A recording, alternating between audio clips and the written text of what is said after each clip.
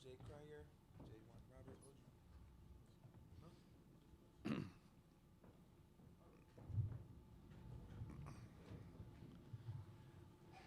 Quick reminder to state your name and affiliation the first time you ask a question to a dais all day long.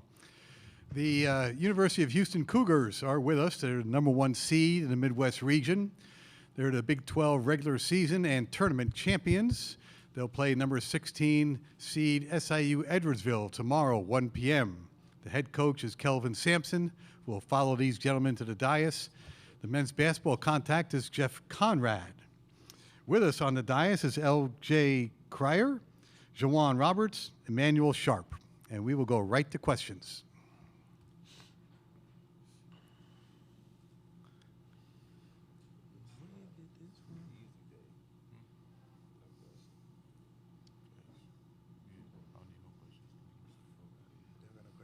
Right there on the inside aisle. Thank you. Joanne, the obvious question for you is, how's the ankle doing? Do you expect to play tomorrow, this weekend? What's your availability look like? I'm doing pretty good. Being in a lot of treatment, and just taking it day by day so I can be 100% for tomorrow. Standing up. What's going on, guys? Fox, Houston, Will Kunkel. When you guys throw on the film of SIUE, what do you see? What do you notice? LJ, start us off, then we'll go that way with the answer about SIUE. I mean, obviously they're a really good team. You got to be a pretty good team to get in this tournament.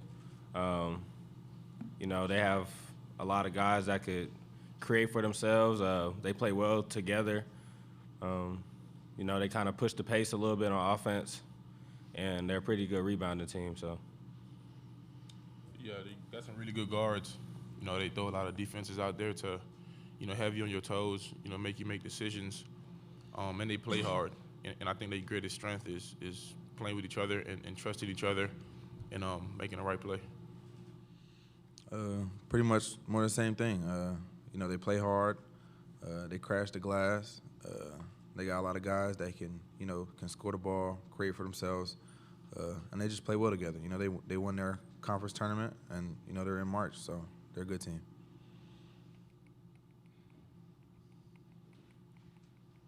Right in front of you, Gina.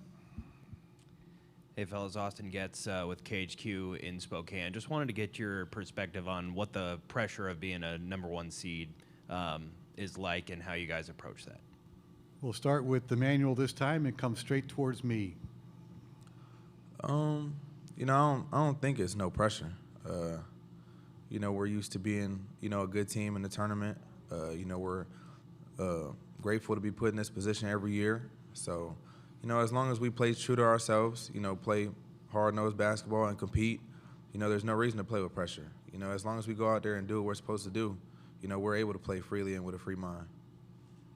I feel like for the opposing team, you know, knowing that you're a #1 seed, it's a more urgency, you know, to want to win and to want to beat that #1 seed. Because, you know, there's been a lot of 16 seeds beat #1 seeds, you know, all the time. So I feel like going into this game, we're going to get everybody's best shot, no matter what round it is. So I just feel like as a team, you know, us just coming in mentally prepared and just focus on what the main goal is. I mean, like you said, when you're a 1 seed, you're definitely going to get everybody's best shot. But at the end of the day, we try not to focus on what other people are saying. We kind of just stay in our own little bubble, and I feel like that eliminates a lot of the pressure.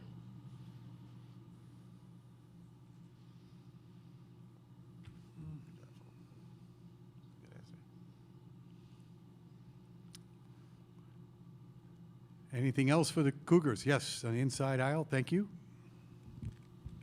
Another one for Jawan. I think there's 3 of you guys maybe that are left from that Final Four team of a few years ago. I think Kelvin might be maybe one of the best coaches never to win a national championship. You've gotten real close. What would it mean to you guys to be the team that was able to do that for him? It would definitely mean a lot. You know, I feel like he put in so much love and effort into this game. And, you know, he's been everywhere. especially winning wise. And I feel like it's one more accolade that he needs, to solidify everything. And we're going to try our hardest, and to give him that one last push.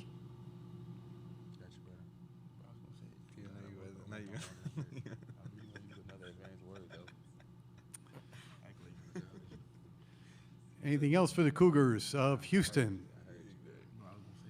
All right, gentlemen, thank you very much for your time. Best of luck tomorrow. Head coach Kelvin Sampson is due up at 11:20 a.m. Cougars versus Cougars tomorrow at 1 o'clock.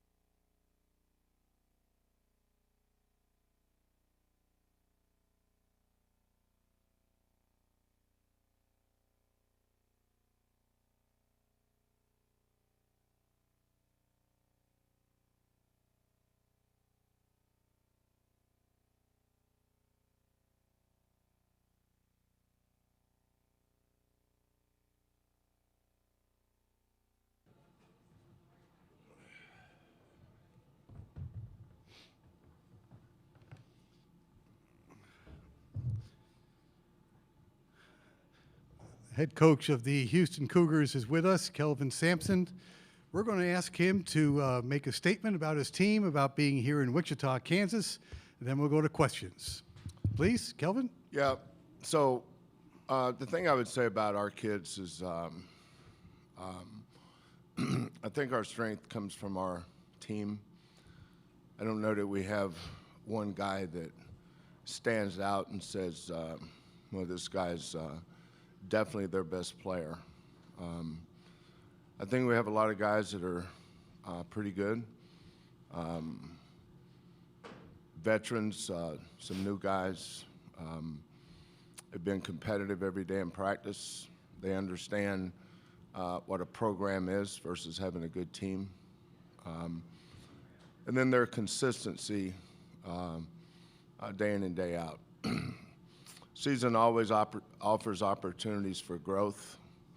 But I think kids that want to get better, put the team before themselves, care more about winning than statistics, those teams usually tend to do pretty good. Questions? Is that it? Was that got a very smart class here, Coach. Right there in the aisle. Thank you. Coach, it's a little off topic, but I hope you can indulge me. In 2018, you came here with Houston. You beat San Diego State in the first round, and then got to Michigan, gave them all they could handle. And that was obviously the first time you guys had been here or been to the tournament with Houston. And I'm curious, going back to that, if you remember, did getting in the second round maybe help you in terms of progress with the program, credibility, all those sorts of things? I just remember how pissed off I was. I don't remember all that fancy stuff you just said. I remember how crushing it was for that group of kids.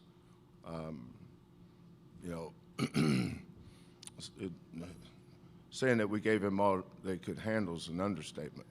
I mean, we were up by 4 with under a minute to go, up by 3 with under 30 seconds to go, up by 2, and then we went to the free throw line to ice the game, had a chance to go up 4, missed. John calls a timeout, and their kid hits an amazing shot, down 2, I think it's 44 feet, 42 feet at the buzzer. So I remember that. Now, what was the last part of your question?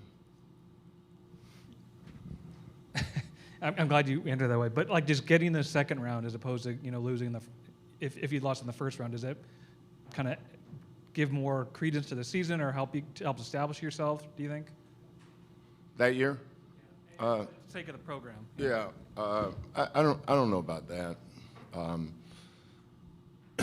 Houston was in such horrible shape when we got there.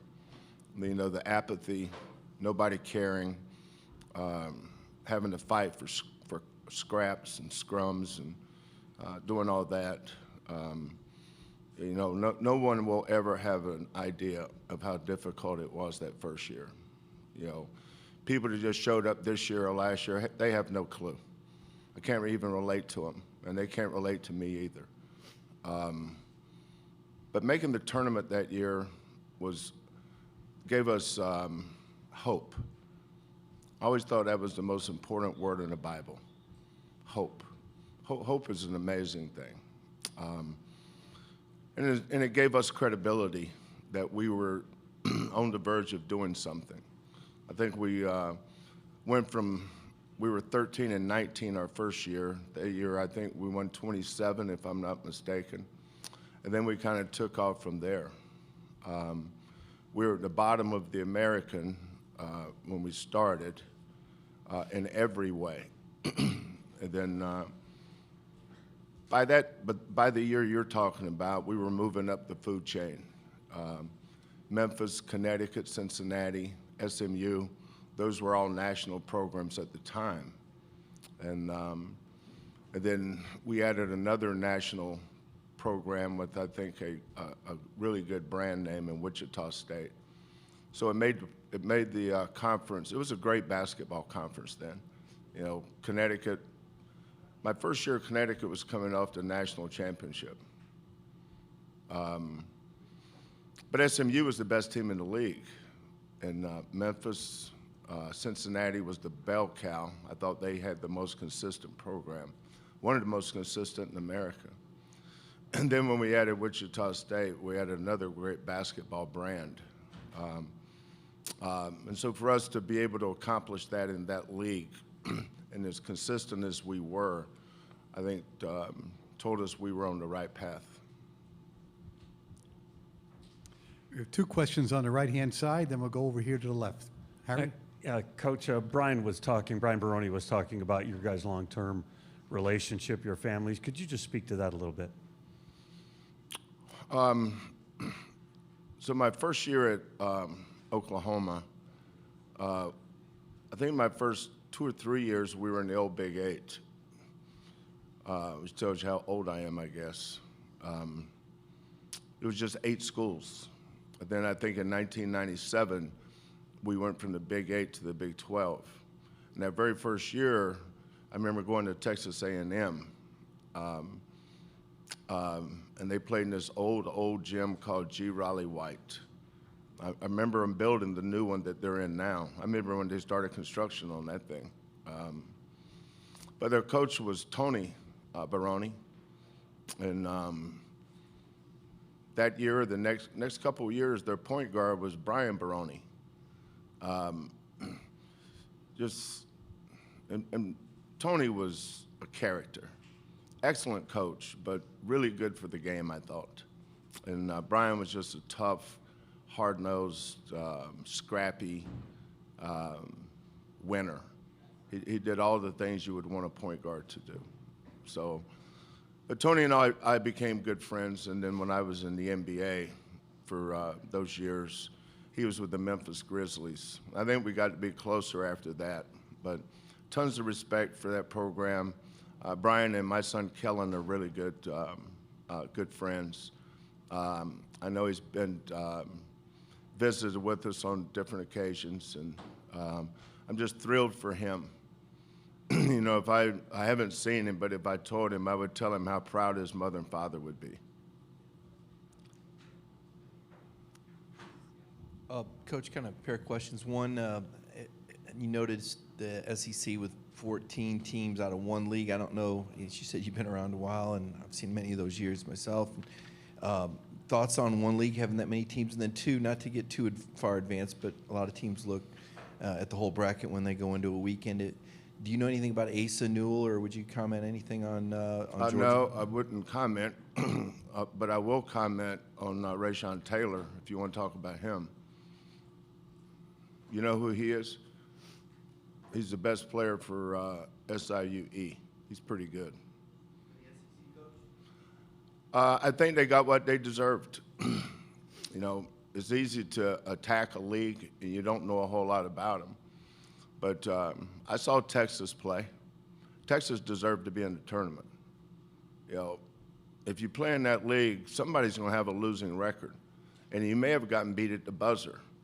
The difference in how many conference games do they play? 18. So the difference in 6 and 12 and 9 and 9 might be 3 possessions. So it's not fair to say here's what their record is without knowing context. But I've seen all of them play. They're all NCAA tournament teams. And some of the teams that didn't make the tournament out of that league probably could win a game in the tournament, maybe 2. So, you know, last year I thought the best conference in the country was the Big 12. This year I think it's the SEC. We have about 6 minutes left in this session. Next question is standing up here on the left. Coach TJ Cleveland, KWCH here in Wichita. You talked about when the Shockers joined the American. Is there anything that stands out about those games against the Shockers when they were there? And just what was it like playing in Koch Arena those years, whenever they were? Awesome fan base. Awesome fan base. Tough games. Excellent history. Great basketball history. You know, when I was the head coach at Oklahoma, I knew a lot about Wichita State and the state of Kansas. You know, this is a great basketball state. And I'm not just talking about Division I schools, I'm talking about the junior colleges. Back in the day, this is where it was at, man. I remember going to, was it Fort Scott? Walking up those, Fort Scott, walking up those fire escape stairs to Chris Beard's office, recruiting one of his kids. And the gym was separated in two compartments. One was the, they had a rodeo on the other one. So you smelled all that cow crap and horse stuff. And then on the other side was the gym. I would sit there and listen, watch a kid play, and all I could hear was the cows mooing. I said, where the hell am I? Oh, I'm at Fort Scott. Garden City, Neosho. Unless you're a basketball guru, you wouldn't know some of the places that I've been in the state of Kansas. So I always had a ton of respect for Kansas State basketball, obviously Roy and Bill, and then Wichita State's always had great tradition, great name, and that roundhouse is the toughest place to play as anybody. And, you know, just for Wichita State, you talked about the history, you know, a bit of a downswing since all of the, you know, national rankings and everything What like is that. this, an infomercial for Wichita State? For you guys to be a, you know, top 10 team when you were playing in the American as a, you know, mid-major, what do they have to do to kind of replicate that success in the American? Win. That's a short way of saying that's the answer. Win. Go to Harry on the right. Yeah, Coach, you referenced Rayshawn Taylor. Could you talk a little bit about his game and how you guys hope to slow him down tomorrow? Well, I would start about his story. I think his story is what's special about him, overcoming 2 ACL surgeries and the relationship between the coach and the player, which most people don't know. People on the outside looking in have no idea what the coach and the players go through when nobody else is around. But for Brian to have that relationship with him and for Rayshawn to show loyalty and commitment to SIU-E and to Brian and his staff tells you a lot about that young man. A lot of guys wouldn't come back from 1. Very few would come back from 2. Not only did he come back, he's the player of the year in that league. I always ask my staff to give me a comp, you know, on teams, you know, and players. Who's his comp? What would his comp be? So a kid that was probably a month ago was one of the top 3 or 4 players in the Big 12 was Javon Small from West Virginia. And this Rayshawn Taylor reminds us a lot of him. And that's high cotton because Javon Small's first team all Big 12, and Rayshawn is that kind of player. Anything else for the head coach of Houston? Last question right here on the right. Hi, Kelvin. Jason Bristol from KHOU. A couple of weeks ago, you mentioned about how Milos, you needed him to be meaner. And I was curious, like, what is the process of that? Is it? I didn't mention that a couple weeks ago. I mentioned that 7 months ago. June, July, August, September, October. First thing I noticed about him when we first started in June and July, he never fouled. I said, son, we foul a lot. You know, you got to learn to foul. But, you know, sometimes the coaches get way too much credit when kids do well. I would give the credit for his development a lot to our players. You know, this culture that we have has been here for a long time, since well before we started getting in the tournament 8 years ago. But J1, all our returning players, LJ, J1, Emmanuel, JoJo, Ramon Walker, Malik Wilson, all those guys that returned, they had as much to do with his success as any of the coaches. But this is very much a player-led program, which usually are the best programs, because that means they're holding each other accountable. I probably need this team more than this team needs me, actually. Coach, thank you very much. Best of luck tomorrow. Cougars versus Cougars, 1 o'clock tomorrow. University of Georgia will be next on the dais, 11:50 a.m. Central Time.